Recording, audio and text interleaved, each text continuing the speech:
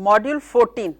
I, Dr. Rita Pratap, former head of the Department, Drawing and Painting, University of Rajasthan, Jaipur. I am going to speak on imperial patronage under the Northern Shung dynasty, dated to 960 to 1127. The tradition of imperial patronage of painting was continued by the Shung emperors.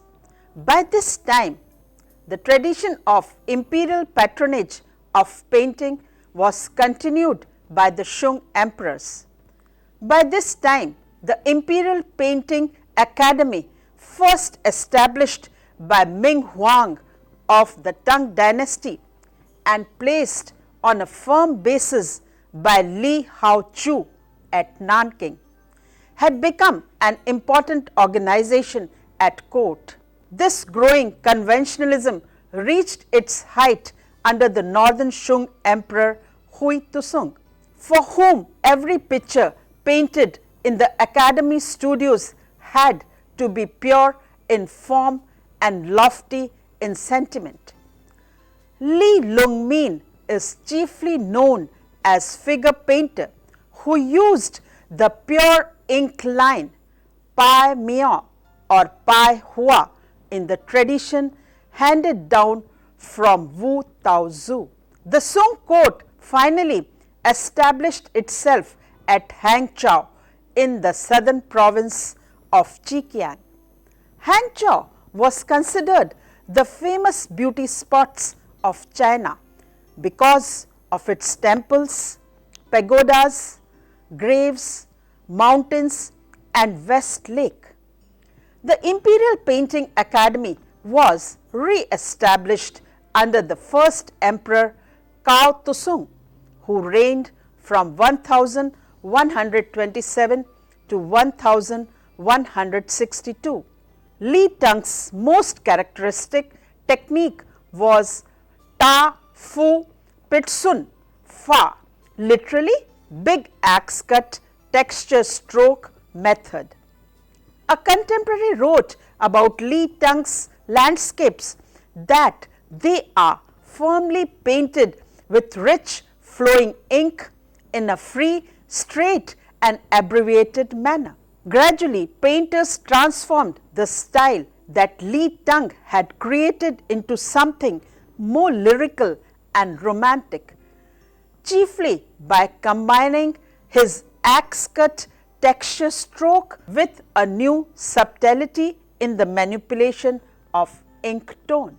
The tradition of imperial patronage of painting was continued by the Shung emperors. By this time, the Imperial Painting Academy, first established by Ming Huang of the Tang dynasty and placed on a firm basis by Li Hangchow at Nanking, had become an important organization at court. Senior members of the academy had a rank equal to that of ministers and were permitted to remain seated in presence of the emperor, but the status accorded them, while it brought their profession into high repute, was a mixed blessing. It imposed upon academicians the obligation to depict an ideally perfect world in which the sardonic realism of Chao Kahn's painting Early Snow on the River. It is a detail on a hand scroll and belongs to Southern Shung dynasty. It is in the collection of National Palace Museum, Taichung, Taiwan. Here Chao Kahn has painted a panorama of a riverside at first snowfall.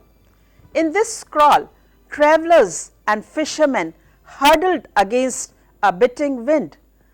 The bare mud banks and bent and spiky reeds drawn with lively realism. Falling snow is rendered by a simple device of flicking white paint from the brush onto the silk. The scroll has sardonic humor unique in the annals of the Chinese court painting or the scandalous subject matter of the Hangchow hand scroll would have been quite unthinkable. The night revels of Han Hsi-tsai, that is, ink and color on silk, and at present in the Palace Museum, Beijing. Thus, in contrast, Hangchow's hand scroll depicting the night or nocturnal revels of the licentious minister Han Hsi-tsai, rumors of whose thoroughly un-Confucian behavior with singing and dancing girls, of whom he had at least 100, had reached the ears of the Emperor Li Hangchow. The scroll is chiefly remarkable for the manner in which the artist has clothed the highly suggestive detail in pictorial language of the utmost decorum. This growing conventionalism reached its height under the northern Shung Emperor Hui-tsung, for whom every picture painted in the academy studios had to be pure in form and lofty in sentiment. Even when the theme was tragic or dramatic, it was transferred into something noble and refined. The limits to which the late Northern Shung Academy painters were able to go in depicting a dramatic theme are shown in detail from Breaking the Balustrade. This scroll by an anonymous master of the early 12th century is also painted in ink and colors on silk and is at present in the Palace Museum collection, Taichung. It illustrates an incident in Han history when a loyal magistrate, Chu Yun, denounced a traitorous marquis in the emperor's presence. The angry emperor decreed that Chu Yun be executed, but the magistrate clung to the balustrade, insisting that he be cut to pieces there and then, as another loyal subject had once died. Moved by his courage and by the pleas of a general, the emperor spared him and ordered that the broken balustrade be preserved as a memorial to his loyalty. The actors in the scene are here subtly characterized. On the left is the loyal magistrate held by the bodyguard. The general is in the center. The furious emperor is seated to the right, and the scheming, obsequious marquis stands beside him. The drawing is fine and precise, the color warm and seductive.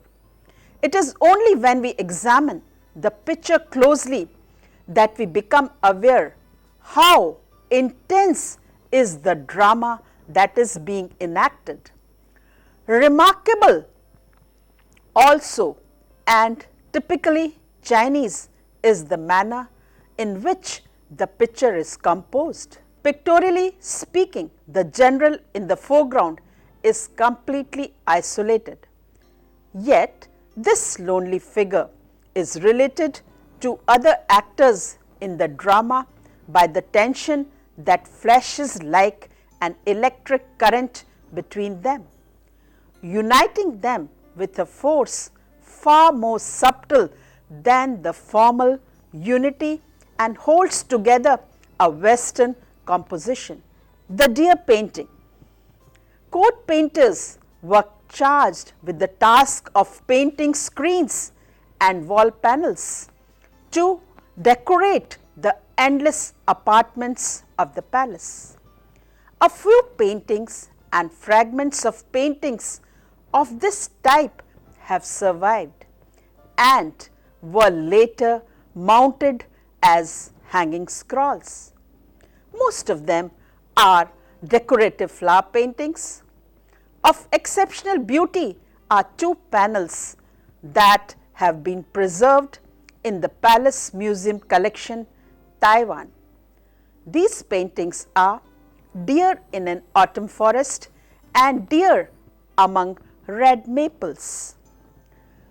The emphasis is on the silhouettes of the deer and the colorful composition completely filling the picture space have suggested to some authorities the influence of Persian art.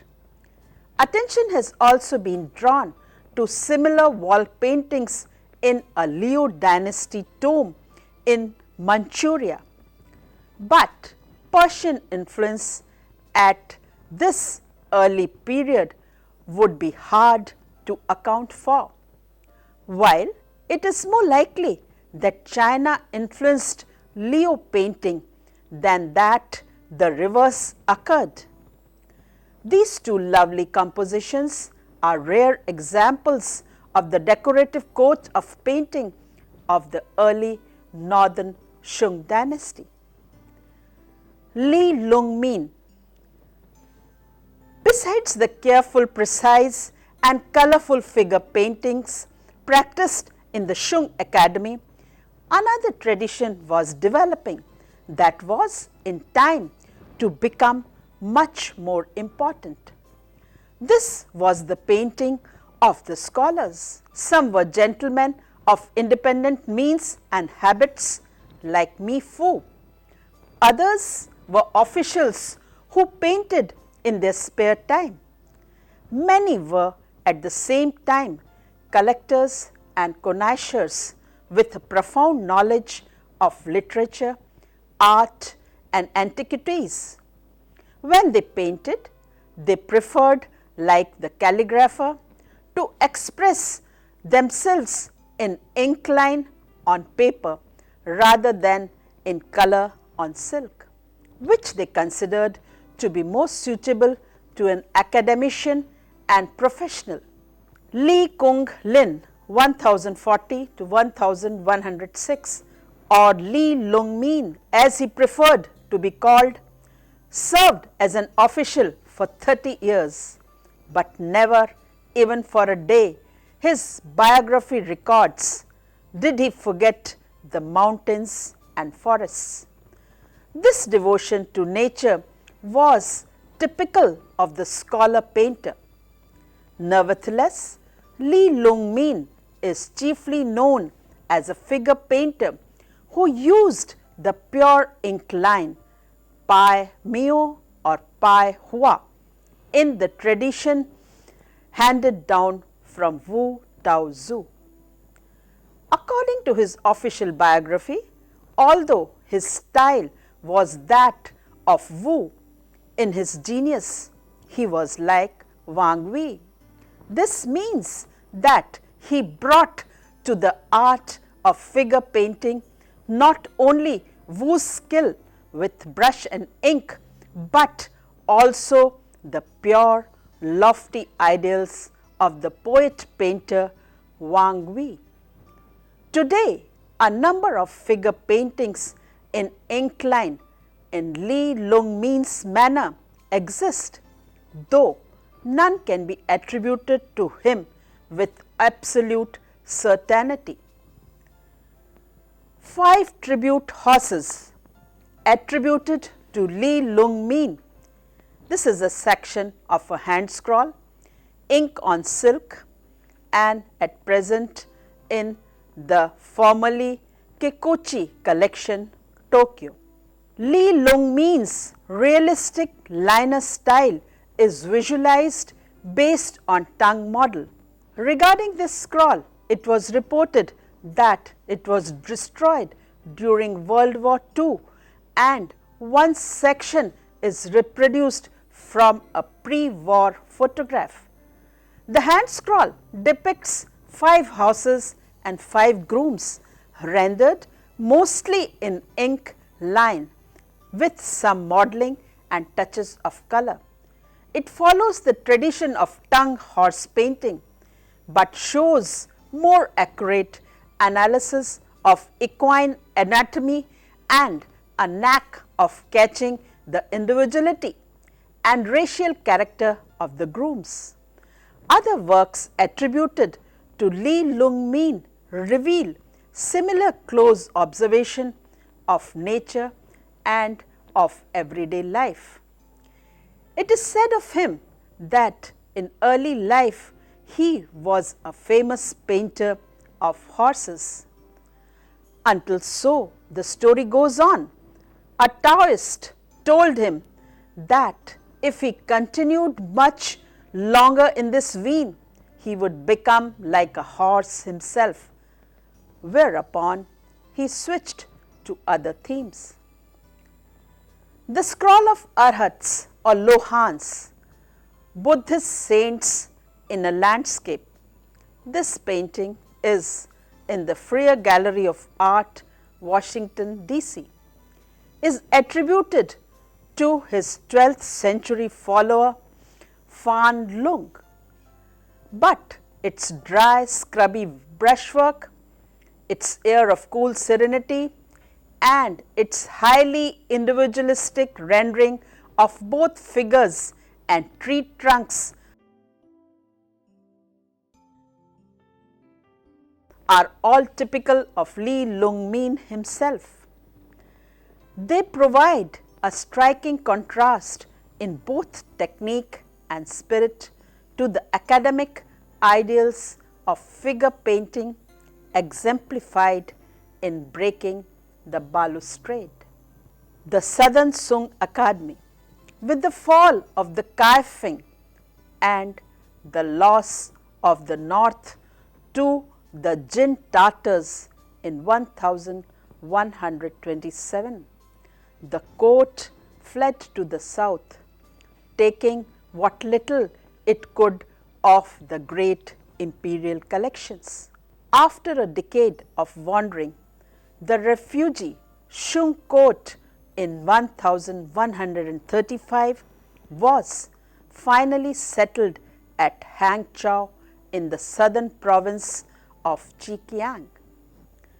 The city with its temples, pagodas, groves, mountains mirrored in still waters of the West Lake was considered as one of the famous beauty spots of China. The public believed it was their temporary capital. Men forgot the loyal armies on the frontier, still heroically striving to stem the barbarian tide. Courtiers and officials gathered once more around the emperor. The ceremonies and arts of the old court at Kaifeng were revived, and the life for upper classes at least became more refined than ever before. The Imperial Painting Academy was re-established under the imperial patronage of the first emperor Cao Tusung, who reigned from 1127 to 1162, and every effort was made to reassemble an imperial art collection equal to that of Hui Tusung, who himself was a distinguished calligrapher and connoisseur, second only to Hui Tusung, his unfortunate predecessor. The kind of painting that Cao Tusung and his successor favored was a perfect reflection of the delicacy of taste, the nostalgia for past glories, and the ever deepening desire for escape from the realities of life that characterized the outlook of the Hangchow elite during the southern Shung. In the south, a new mode evolved, and a very important figure in the transition between the northern and the southern Sung styles was the painter Li Lung. In the early years of the southern Sung dynasty, the academy was dominated by the figure of Li Lung, then a very old man. He was born in the north before 1050 and had risen at the northern Sung court to be painter in attendance and recipient of the coveted golden girdle. Stylistically, Li Lung stood in direct line of descent from the northern painter Fan Quan. A contemporary wrote about Li Lung's landscape. They are firmly painted with richly flowing ink in a free, straight and abbreviated manner. His most characteristic technique was the Tafu Pitsun Fa, literally big axe cut texture stroke method, a free development from the raindrop and small axe cut to Snoff, the northern masters of the early Sung dynasty. With this terse, powerful brush technique for painting of rocks and mountains, Li Lung combined masterly use of washes so as to suggest roundness by means of light and shade, a technique that had been developed by Hsi-tsai. Li Lung's modeling in light and shade, his axe cut to sun and firm, dense texture may be seen in large landscape, that is, whispering pines in the mountains. It is a hanging scroll dated to 1124. It is ink and colors on silk and it is in the Palace Museum collection, Taichung, Taiwan. On a distant pinnacle are his signature and the date 1124, 1 year before the Chin Tartars' fall. Upon the northern capital and drove the old painter and many others into mountains. This magnificent painting is today much darkened so that the contrast between the greys and browns of the rocks and the mineral green of the dense pine trees is lost. But no darkening can conceal the nobility of the design truly in the spirit of Fa Quan's or the concentrated power of Li Lung's brushwork. A lovely fan painting, a myriad trees on strange peaks, has also been attributed to Li Lung. This belongs to 12th century and it is in the collection of National Palace Museum, Taichung, Taiwan. It represents perhaps a late phase of his work, for the placing of the main foreground mass of mountains to one side and the subtle suggestion of mists welling up from the valley below were conventions more characteristics of the southern than the northern Sung academy. Another creation of Li Lung was a hand scroll called Mountains by a River. This is a hand scroll, ink and colors on silk, China, northern and southern Sung dynasty, and in the collection of National Palace Museum, Taibei. The painting shows miniaturization of a traditional approach to landscape painting which seems both reasonable and compelling in its claim to be southern Sung inheritance from northern Sung style, the style of the southern Sung academy. The real innovations in southern Sung painting were achieved in 12th century by artists following Li Tung, who developed and modified the achievements of the Northern Shung Academy painters. Some of Li Tung's immediate followers at the Hangchow Academy, such as the robber turned painter Hsi-tsai, seem to have retained something of his vigor of expression, but as time went on, the Southern Sung court retreated further and further into its world of exquisite dreams. Gradually, painters transformed the style that Li Tung had created something more lyrical and romantic, chiefly by combining his axe-cut texture stroke with a new subtlety in the manipulation of ink tone. At the Southern Sung Academy, the type of design that he initiated was developed sometimes to the point of artificiality and exaggeration in the so-called side-horned or one-corner composition.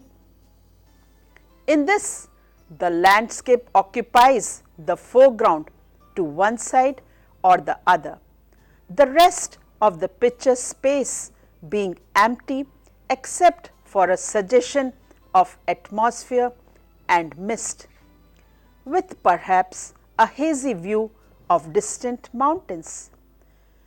By means of this convention, artists were able to depict views that must have been very similar, that must have been very familiar to people gazing out across the West Lake from Hangchow, as found depicted in Li Shung's fan. The Hangchow boar in Moonlight. It is a fan of 13th century and at present in the collection of National Palace Museum, Taichung, Taiwan. At the same time, the vaguely melancholy atmosphere of these pictures was perfectly in accord with the mood of the times.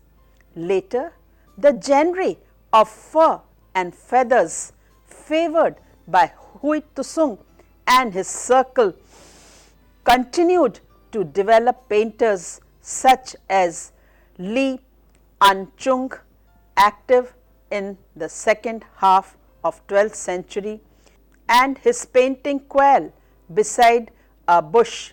It is an oblate circular fan painting, ink and color on silk, China, and belongs to Southern Shung dynasty, and at present in the Neizu Art Museum, Tokyo, is a good example. Mao Shung, active in the late Northern early Shung period. His album leaf Monkey, it is also ink and color on silk, belongs to China, Shung dynasty, and at present in the Tokyo National Museum. Mao Shung produced studies after nature that were softer and less literary than those of Hsi-tsai and Northern Sung painters.